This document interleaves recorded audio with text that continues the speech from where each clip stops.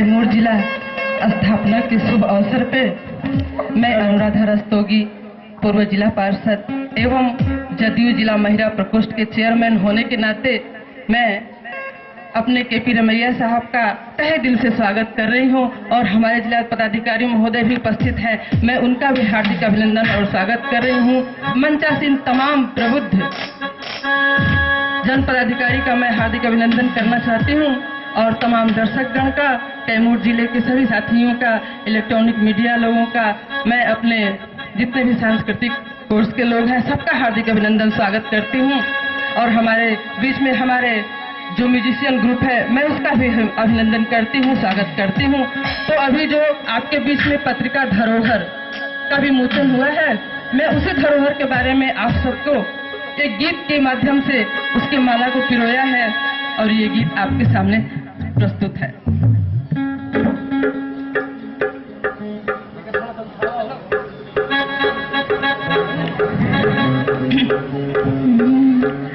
कैमूर के हम हूँ का,